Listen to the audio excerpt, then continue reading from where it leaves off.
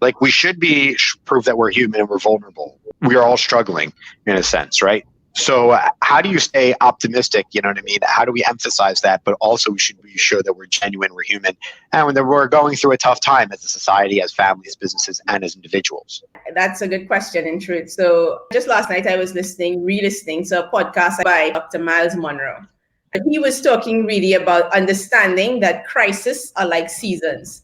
They will come to an end. They will pass at some point in time. But just like when you're in a season, you have to have the appropriate clothes. It's the same thing when you're going through a crisis.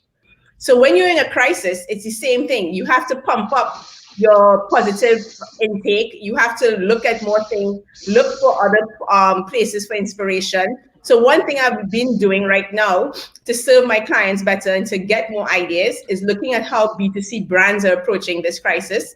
And not only how they're approaching this crisis, but the things they have done in marketing before. So I usually, market to B2B technology companies, and I'm always head down into that. But then one day I came across a podcast, CMO Moves actually. And this podcast, they really interview a lot of big CMOs from B2C companies like Procter & Gamble, and Intuit and all these different types of companies. And I listened to their struggles, how they're building their marketing departments, how they're building their brands. And suddenly I realized, why are we not implementing some of these tactics in B2B? So again, just to summarize, my two takeaways are understanding first that this is a season we are going through. It will come to an end. You just have to make sure you're appropriately dressed for the season.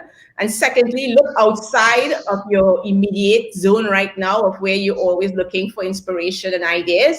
Take a higher look, go outside of that and look at other companies, look at other industries. How are they dealing with the crisis? How are they dealing with general stuff in everyday life anyway? And see how you get inspired to bring those same types of tactics to your company.